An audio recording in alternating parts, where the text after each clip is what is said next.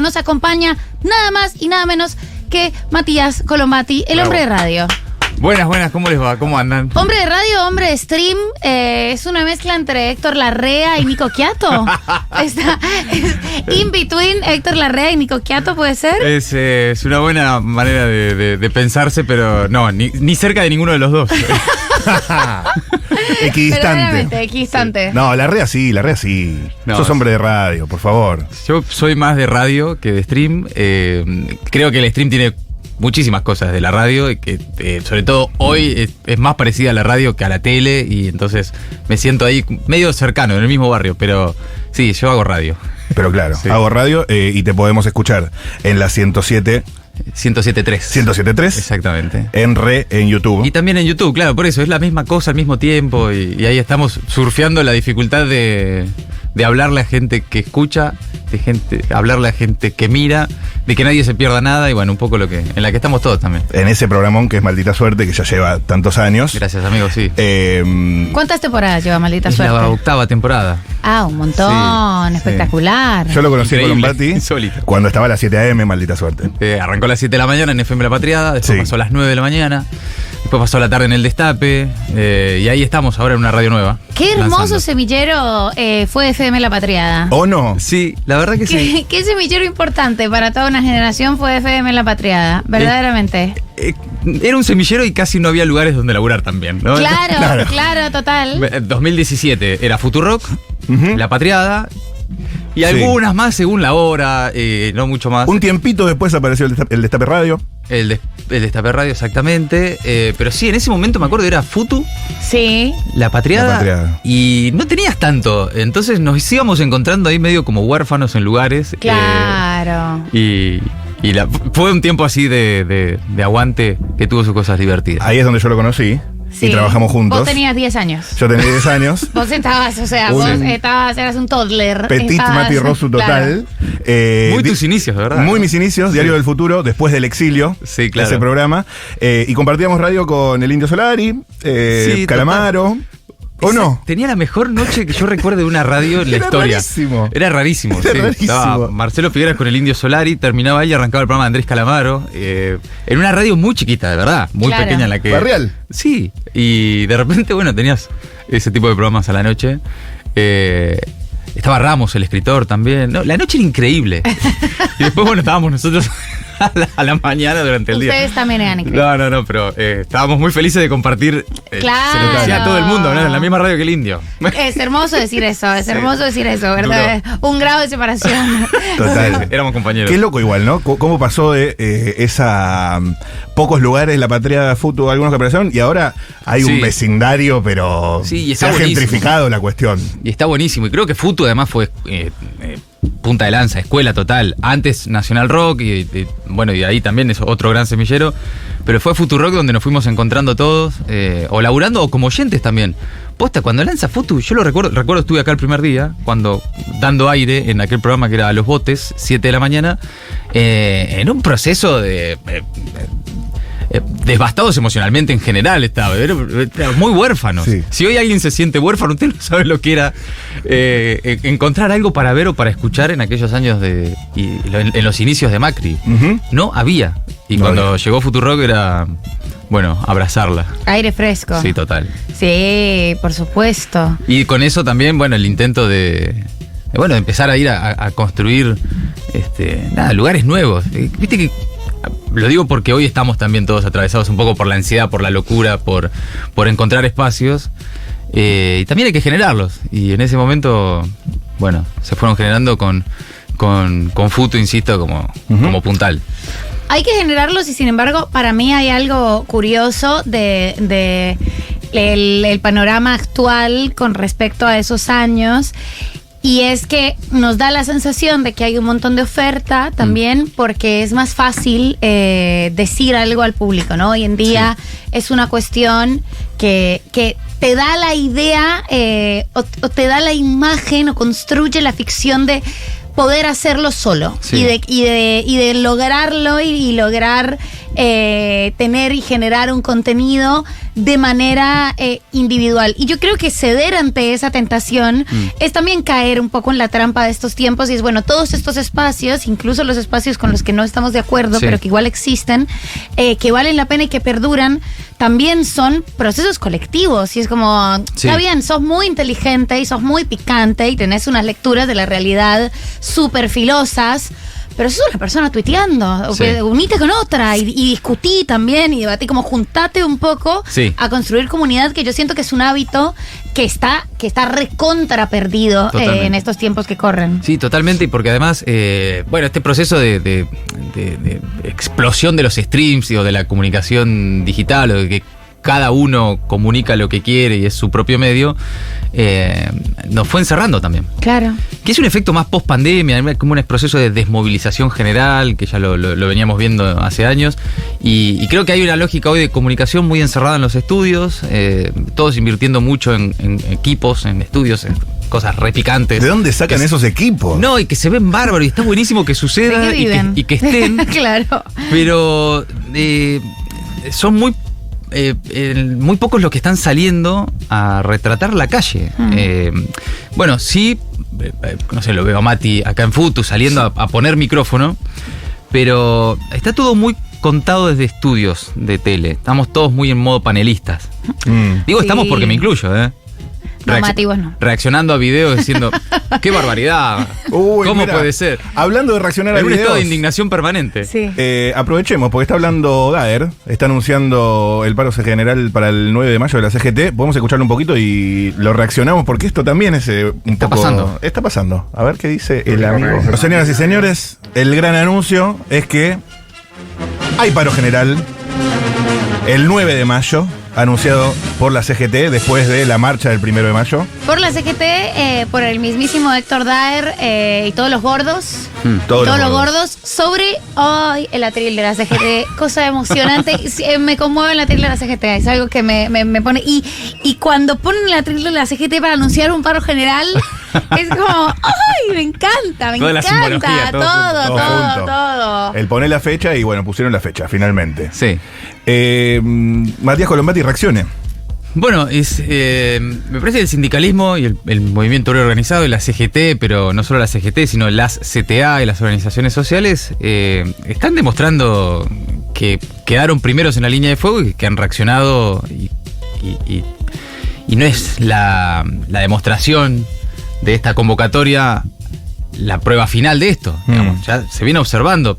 Suele suceder cuando el peronismo pierde una elección, queda herido, queda como en proceso de introspección y no está en el poder, que es el sindicalismo el que toma ahí la rienda de decir, bueno, vamos a poner el cuerpo nosotros.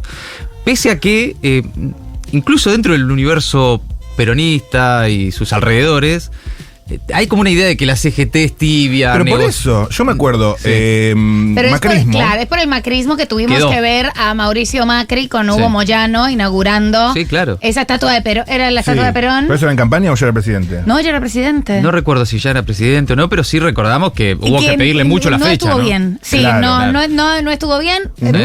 No estuvo bien de parte de Hugo. No estuvo bien. No se manejaron bien. No se manejan correctamente. Ahora se invirtieron los roles un poco. Porque yo me acuerdo, era más sector de la política, el kirchnerismo, las CTAs, apurando a la CGT, y ahora reacciona primero la CGT.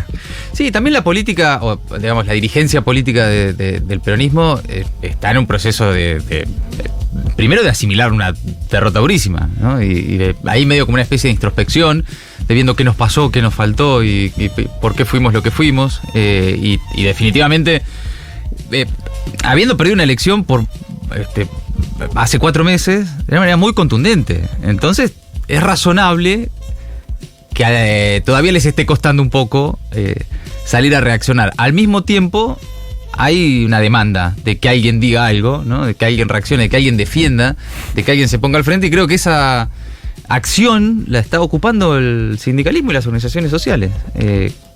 Pese a que, insisto, incluso por estos días se decía, ya está, arreglaron todo, entregaron todo, y ahí están, haciendo otro paro, movilizando con las universidades. Ese me parece también un dato importante. Esto también me resulta bastante emocionante, esa generosidad intrasindical de acompañar la movilización universitaria que va a tener lugar el 23 en la terrible emergencia presupuestaria que están atravesando en este momento las universidades públicas y en general todo el sistema educativo. Y como ese gesto de los gordos, en modo vamos a acompañar los intereses de todos los otros, además de los nuestros. De gordos. De gordos generosos. Me gusta. Recordando a nuestros mejores sindicalistas. Ubaldini estaría orgulloso. Dicho eso con una campera de cuero marrón. Es muy Ubaldini. Estás muy Ubaldini hoy. Es que esa es la intención. Claro. Esa es la intención. Pero bueno, al margen o además de esta coyuntura que nos ha tocado, que nos ha caído en el programa del anuncio oficial de lo que se estuvo conociendo durante todo el día de hoy, que es el paro general del 9 de mayo. ¿Vos la ves, Mati Colombati? ¿La ves? ¿Vos la ves? ¿Cómo la ves? Yo vendría a ser de los que no la ven.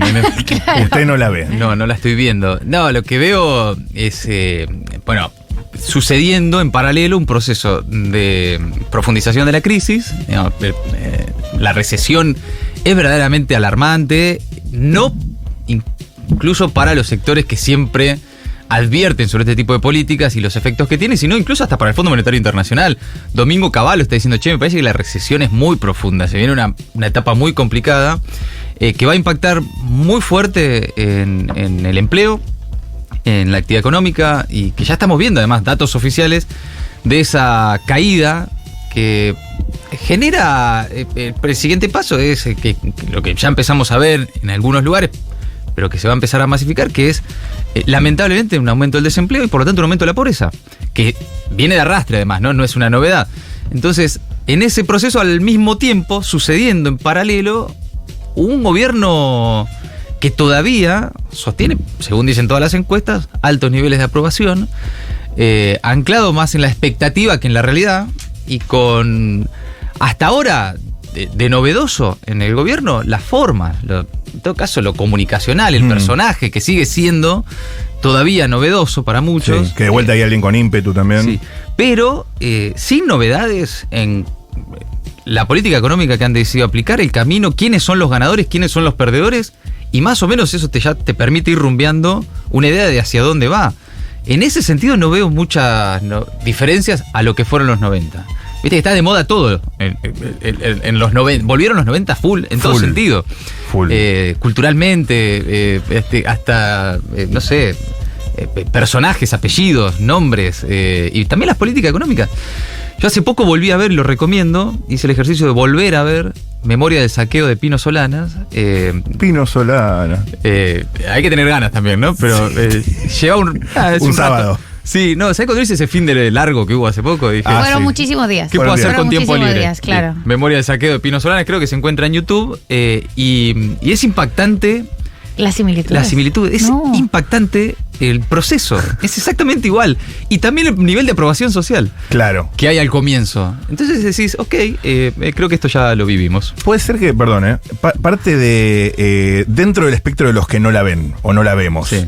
Y este clima de época que tiene que ver con asimilar la derrota, con lo que está pasando, con todas las cuestiones culturales que rodean el modelo económico. ¿Detectás vos, insisto, dentro del espectro de los que no la vemos, que se empiezan a hacer algunas concesiones que, bueno, habrán ganado por ahí esto, habrá algo de razón, algo sobre la educación, sobre la salud, discusiones que plantean que se empiezan a conceder algunas banderas que se empiezan a bajar como en ese gris del medio? Como que nosotros de este lado también empezamos a convencernos de que, bueno, se perdió, habrá que aceptar algunas cuestiones y se empiezan como, en serio, a hacer concesiones. Yo no sé si son concesiones o es la explicación. En la búsqueda de la explicación hay razones. Hay razones para entender el triunfo de Milei. En ese proceso de entender el triunfo de Milei y de lo que le está pasando a la sociedad con Milei, bueno, tal vez caemos en diagnósticos que son autocríticas o que son de alguna forma también reacciones ante el desconcierto. Así, bueno, ¿por qué pasó esto? Y entonces empezás a decir, capaz que entonces lo que nosotros decíamos sobre tal tema, capaz que ahí le pifiamos. Pero en definitiva me parece que el peligro de entrar ahora en un proceso largo de autocrítica y de encontrarle la vuelta y la explicación y demás, está llevando a un sector de la política y de la conducción política que tiene que transitar estos procesos a tener miedo de hablar. Que eso ya es una etapa más peligrosa, sobre todo en un proceso de un gobierno que avanza fuertemente, de forma agresiva y con una estética, una simbología y una carga política de mucha agresividad, además de lo que generan sus políticas en la realidad. Entonces ahí es donde digo, todo bien, pudo ser que hubo errores, que hay necesaria una autocrítica, una reconstrucción, que está sintiendo la política el golpe, que Milei crece sobre las ruinas de esa política, pero bueno, pueden hacer la autocrítica mientras acompañan a los sectores de la sociedad que están siendo castigados, decir, ok, yo voy a revisar qué me pasó, pero mientras tanto te acompaño, porque hay una mitad de un país que está diciendo, yo no compré lo de las fuerzas del cielo, ¿alguien me va a hablar a mí mientras tanto? Claro, entonces vos decís, explicás uno de los fenómenos más sorprendentes del último tiempo, que es el silencio absoluto del peronismo, el silencio ensordecedor del peronismo, excepto Grabois y, paradójicamente, Moreno. Y ahora... Qué par de muñecos Aníbal Fernández, todos venidos en panelistas, una cosa rarísima. Aníbal Fernández y Moreno en panelistas. Grabois, bueno, diciendo, no sé, hagamos la autocrítica, hagamos algo, digamos algo. Pero vos decís que ese silencio es porque hay un miedo a no tener el diagnóstico, justo. Entonces hay como hasta que no tenga algo inteligente para decir no voy a decir nada o yo creo que hay temor a que el rechazo que verifican en la realidad y que verificaron hace 4 meses en las elecciones les genere no sé, tal vez una cuestión hasta, yo creo que en algunos dirigentes, una cuestión de no soportar asomar la cabeza para que te peguen.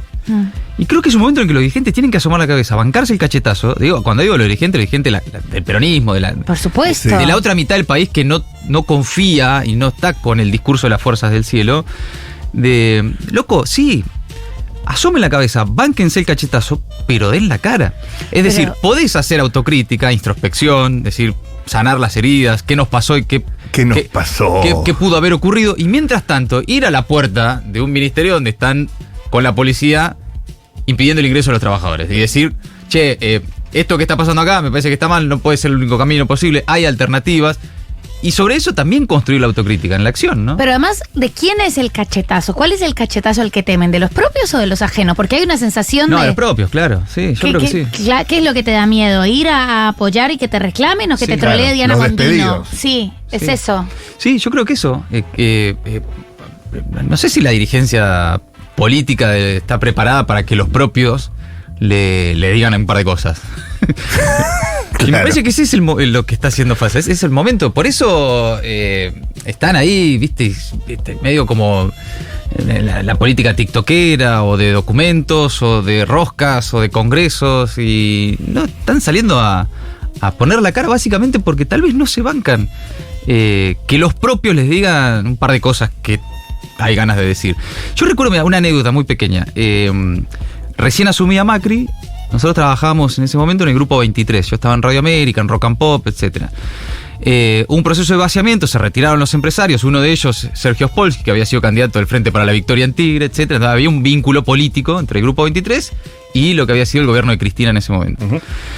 Sucedió en aquel momento, el día que salía al aire Futurock, reventaban la redacción de Tiempo Argentino, ingresaban a Radio América, destrucción total con mafias. El domingo de la noche. Con protección policial, servicio de inteligencia. Una noche muy oscura fue, una noche lluviosa, etc.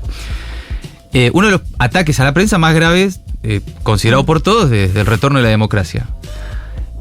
Recién, era muy poquitos meses después de que había salido el gobierno Cristina, va ella a la redacción. Claro, me acuerdo.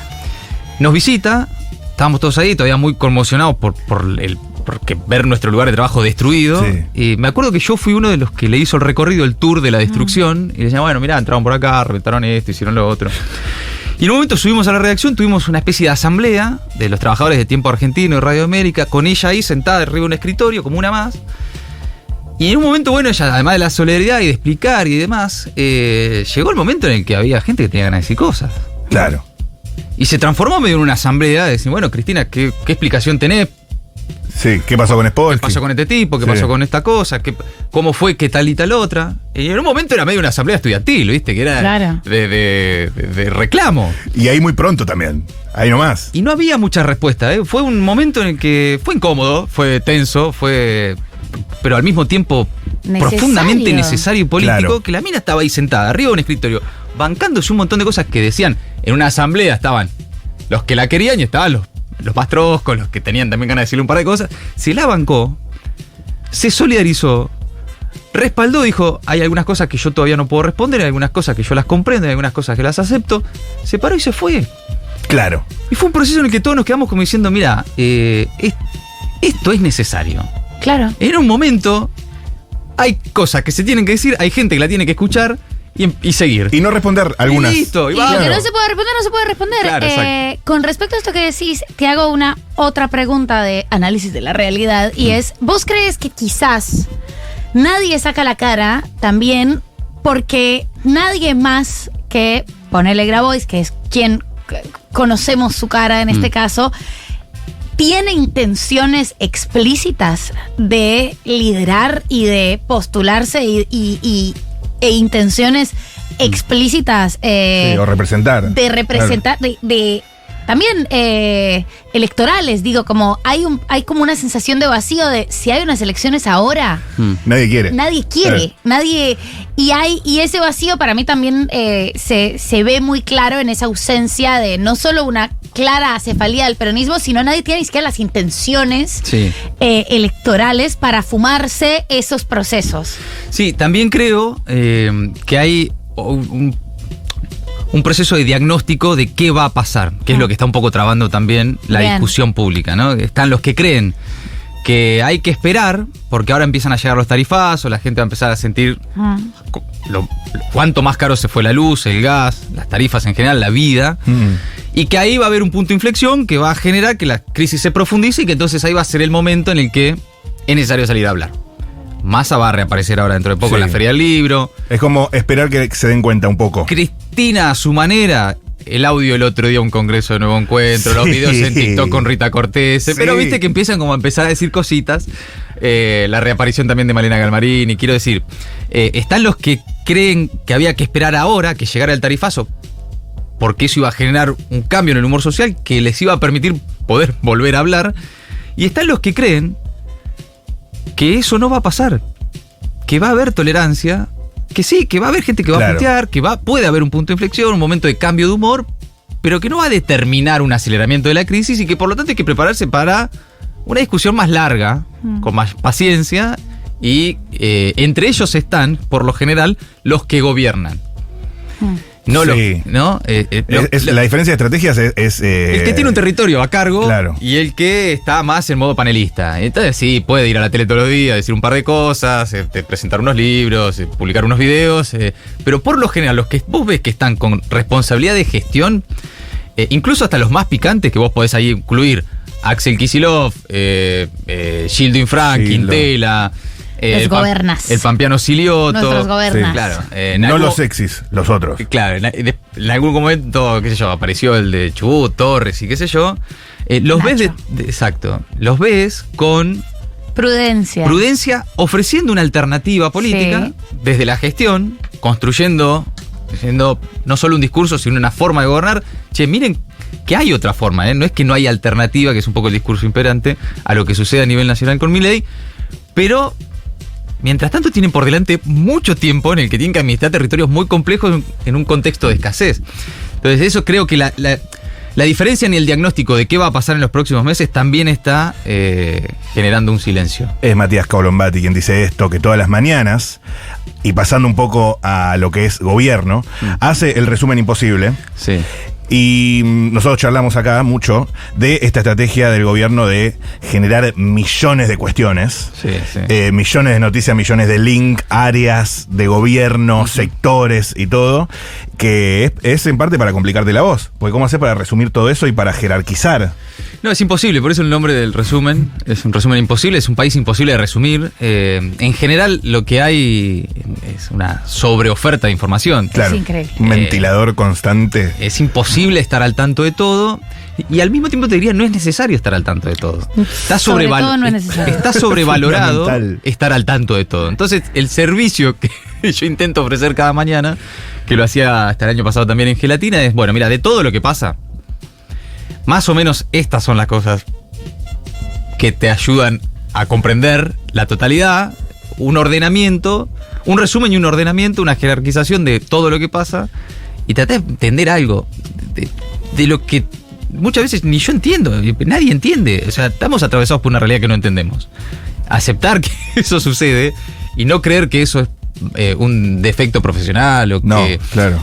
No, mirá, hay cosas que no las entiendo, no sé por qué pasan, no sé qué va a pasar, no tengo respuestas. Salir del lugar del periodista tradicional de, la posta está acá. No, la verdad ni idea, no lo sé. Y además, a esta altura, ante este panorama tan incierto, para mí cualquier persona que te venga a tirar una posta... es un chanta, es medio chanta. Sí. Como no, es un momento donde lo serio intelectualmente es decir, y es la verdad raro, que no sé. ¿viste? Es una gente rara. Con Sí. respecto a Sí. esta gente rara que no conocíamos, entre esos, Oscar Sago, sí, como dijo el compañero Coroniti, nos gobierna de repente una mesa al corralón. El Congreso es una mesa del Sago corralón. La cabecera es Sago. La claramente. cabecera es Sago, Sí, sí. entre el corralón y el cocodrilo. Hoy nos desayunamos entre anoche y hoy. También estamos en un momento en el que el gobierno pasa muchas cosas a las 12 de la noche. Sí. Muy tarde. Muy tarde. Fatal, eso me destruye. Terminan las series ahora. Total, hay cadenas nacionales a las 12 de la noche, rarísimo. Y anoche Esa fue, pero... Sí. pelea terrible en la Cámara de Diputados, se disuelve, o no se disuelve, pero sí explota el bloque de La Libertad Avanza. ¿Cómo ves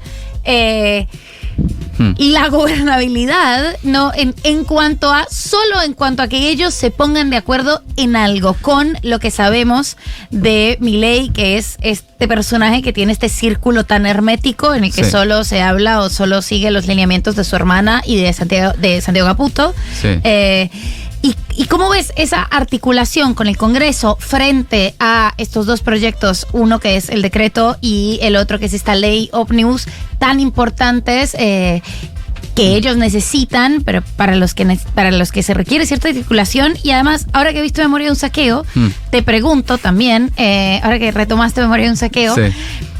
como curiosidad, ¿qué tanto se parecen esas peleas internas o esas internas terribles y a cielo abierto a tan poco tiempo de haber empezado el gobierno con el 2001? Yo no estaba acá y eso francamente no lo sé. No, a ver, con la articulación del oficialismo y lo que necesitaba para avanzar, no, años luz de distancia entre aquel menemismo inicial de esta murga.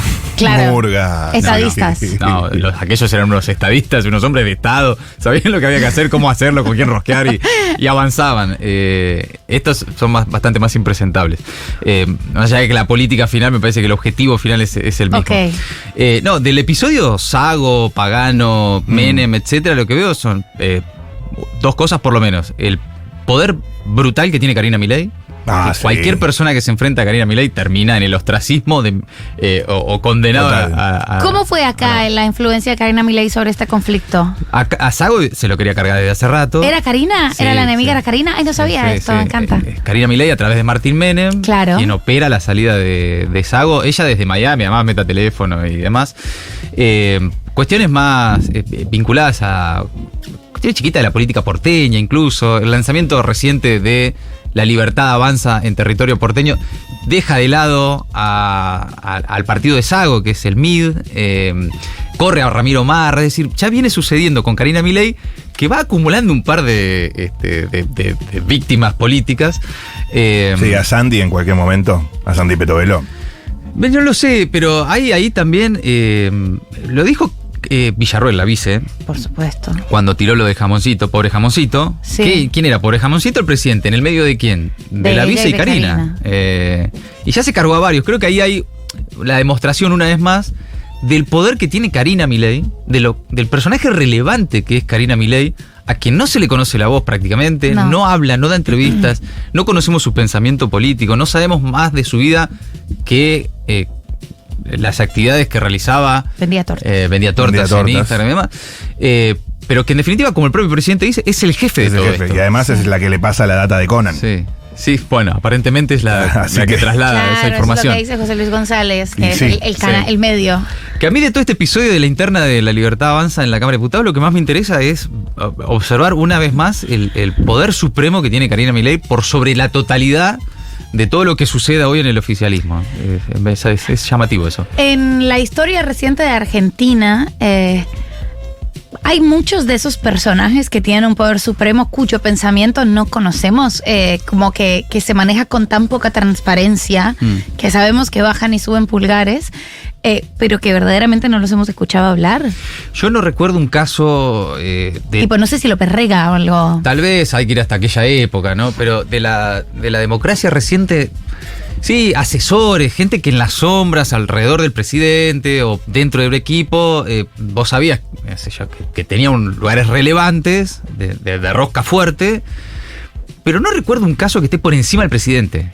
O sea, y que hable tan poco. Ni por encima de Macri, ni por encima de Cristina, ni por encima de Néstor, ni por encima de Menem. Por encima nunca. Jamás. A lo sumo muy cerca. Tipos fuertes alrededor, ni hablar. Y sí. Personas relevantes. Absorbiendo todo. Con mucho poder también, ministros o jefes de gabinete. Bueno, qué sé yo, durante los 90, Cavallo, que era un ministro de Economía que estaba medio palo a palo en el peso político que el presidente. Pero ahora, hablaba mucho Cavallo, claro. Ahora, alguien a quien no se le conozca la voz. El literal monje negro, o sea, hace que Marcos Peña y Durán Barba nos parezcan, chicos, vuelvan. Sí, no. Sí, es un caso muy llamativo el de Karina Milei. Es muy llamativo y que explica un poco también la dificultad que tiene todavía el sistema político por entender e interpretar a los movimientos de este gobierno. Porque son medio intempestivos también. Es como un día se te cruzó en contra Karina Milei y sonaste, se terminó ahí la historia. Incluso hasta por encima de los los checks y los avales que puedas tener del presidente. Nada está del todo firme hasta que no pasa el filtro de Karina Milei. Claro. Es llamativo eso. Mati Colombati, qué lindo es escucharte, dicen por ahí. Hola, comandante, ¿cómo estás? Hola, le avisan a Mati Colombati que estoy muy enamorada de su operador. ¿Qué? Pero que el operador no se entere. Bueno, no sé, le tiraron un palo a Nehuen. A Nehuencito. Un saludo a Nehuen, lo queremos. Sí, obvio. Mati Colombati y todo tipo de juegos con el apellido. Sí. ¿Cómo te llevas con los bytes? ¿Cómo puedo a esta altura, la verdad? Hacemos lo que podemos. ¿Es el momento, siendo las 18:44, esperando que llegue Carva y que también llegue Cami Peralta, del byte del día? Se puede bailar en esta parte.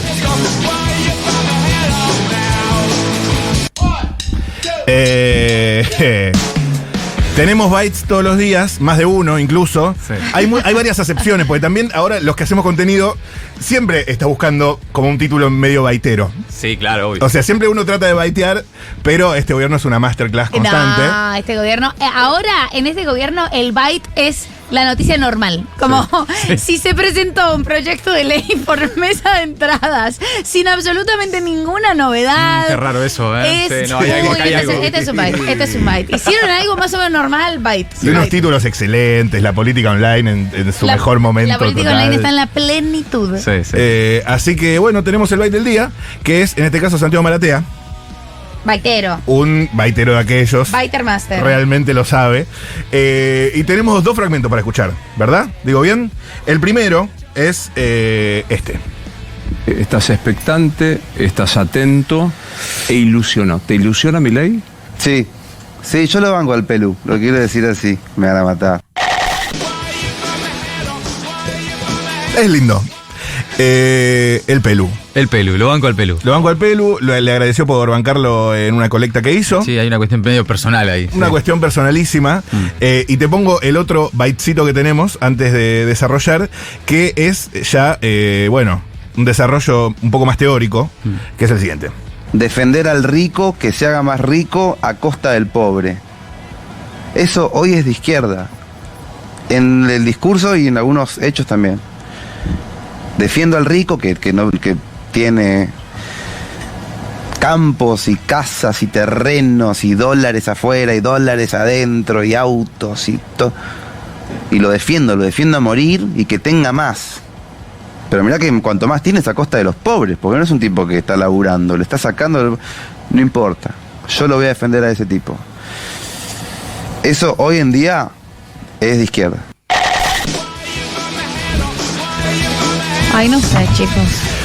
Es un estado de confusión total el que estamos atravesando en general. Confusión total. Yo empatizo ahí, es como hay veces que uno no sabe qué piensa y tira. Sí, claro. O arrancás y bueno. Y no sabe dónde terminar. Improvisó, Freestyle. claro, empezó a hablar. Es Michael Scott. Es Michael Scott. Yo a veces empiezo a hablar y no sé dónde voy a terminar. Improvisation. Pero yo pensaba que no había estado tan a favor de Milei. No sé por qué tenía la sensación de que no había sido Claro. un gran promotor de Milei, sobre todo por los temas de género, que hubo un momento en el que Santi Maratea fue full aliade. Sí. Full aliade total, full aliade. Creo que se pintó las uñas y todo eso que hacían mucho los aliades en esa época. Y no sé por qué tengo la sensación de haber creído o haberlo visto, no sé si es un momento Mandela, que no lo iba a apoyar por su explícita misoginia. Pero bueno, No de me eso ya suena, no queda sí. nada, no Sí. sirve eso, ya no más. Sí, es raro el personaje, ¿viste? También es. Pero voy a decir algo que no lo tengo muy desarrollado, pero alguna vez lo pensé sobre Maratea. Atención. Que es que los llevaron a Maratea, los que no piensan como Maratea, a ser políticamente como es Maratea. ¿Qué quiero decir con esto? El proceso de expulsión permanente que hubo en algún sector del peronismo, del populismo, del progresismo, ponele la palabra, el ismo que quieras, de adjetivar al pibe en este es un libertario bobo que Sí. hace encuestas y no cree en el Estado y es una antipolítica. Y Manotea. lo fueron llevando a patadas en el orto, a hacerse libertario. Claro. Si no lo era, lo llevaron a patadas en el orto a que lo sea. Y quiero decir, es algo que probablemente no haya sucedido únicamente con Maratea, sino en un proceso más general.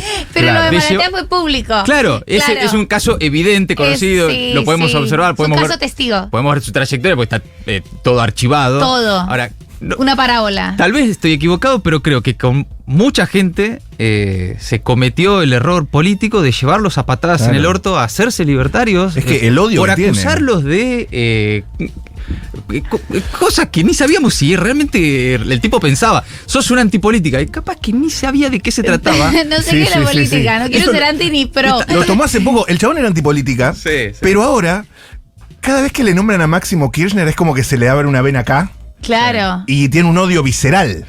Como Sí. que quedó de ese lado. Claro, las carteras de Cristina y yo Y haciendo nosotros cosas lo tan buenas por el apoyo expulsamos. del Chaco. A mí me parece espectacular este diagnóstico. Me parece espectacular tomarlo como un caso Sí. testigo y con la compasión y genuina curiosidad que requieren los Sí. casos testigo. A mí, de todas formas, Maratea no me genera ninguna simpatía. No. Creo que tiene que dar explicaciones sobre algunas colectas que ha hecho, etcétera. No le tengo compasión, pero creo que es un caso testigo de cómo muchas veces los sectores populares, viste, más desarrollados, creen estar más desarrollados intelectualmente y políticamente, llevan a patadas en el orto a otros a hacerse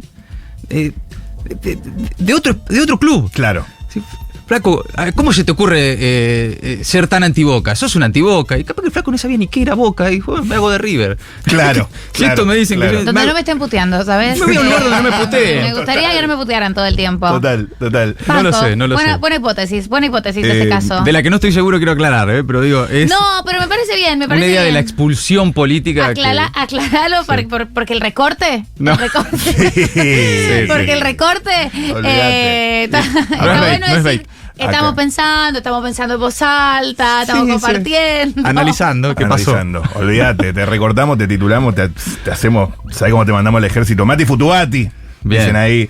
La gente muy enojada con Maratea. El mismo nivel de razonamiento que Lilia Lemois, dicen ahí. Ok, perfecto. ¿Por qué enojarse también con Maratea? Es algo que siempre hace rato también con Maratea y con algunos que objetivamente no son responsables de No. todo esto que está pasando. Si te No. enojas más con Maratea que con Alberto, Cristina y Massa sobre por qué gobierna Milei y qué sé Desde yo. Maratea hasta Luke Grimson. O Claro. sea, no, ni de un lado ni del otro. Yo estoy más enojado con los que han sido responsables de este proceso que con muchachos que han hecho cuestiones con las que puede estar más o menos de acuerdo, pero no pusieron a Milei de presidente. Pibes como Maratea, haciendo colectas. Fue más que nada y especialmente un proceso político que no se pudo poner de acuerdo ni para caminar juntos en una dirección, ni siquiera ya en un punto ya, mira, las varas empiezan a estar bajas, ni siquiera en un camino de reconstrucción o de superación o de liberación, ninguna de esas, en un orden. Sí. No se pusieron de acuerdo en un orden de cosas. Entonces, me preocupa más qué tiene o qué tenemos para decir de los que nos llevaron a esta situación política que de pibes como Maratea, por decir Maratea, pero muchos más. Pero eso, así como eso, el chivo expiatorio de nosotros, los sectores, bueno, el nuevo odio a los progresismos, ¿no? También, es por usar la E, que Milei es presidente. Sí. No creo. Quizás ese fenómeno individualista, neoliberal, totalmente desprovisto de las construcciones comunitarias y colectivas que llevaron a Milei presidente, también hicieron que Maratea se hiciera famoso por hacer colectas en Mercado Pago. Digo, creo que son dos derivados de un mismo fenómeno, más que personas que promueven esa realidad. Sí, creo que es por ahí, porque además, así como advertimos que estamos en un proceso de individualismo, de construcciones egoístas, individuales, aisladas de lo social, alimentamos nosotros también ese discurso cuando decimos fue culpa de Maratea que hizo colectas antipolíticas. Sí. Bueno, no, tampoco. No. Es más colectivo incluso el momento de encontrar culpas. Claro. No solo soluciones. Hay que dosificar la indignación. Uno no se puede indignar por todo. No, también. Es Mati Colombati quien dice esto. Gracias, amigo. Te quiero muchísimo. Gracias a ustedes. Me gustó esta charla y siempre es lindo venir a Futu y compartir un rato con ustedes. Qué bien que habla el chabón, ¿no? Pero Héctor Larrea. Entre Héctor Larrea y Nico Quiato, ¿verdad? Le pones un micrófono y el tipo... Ya está.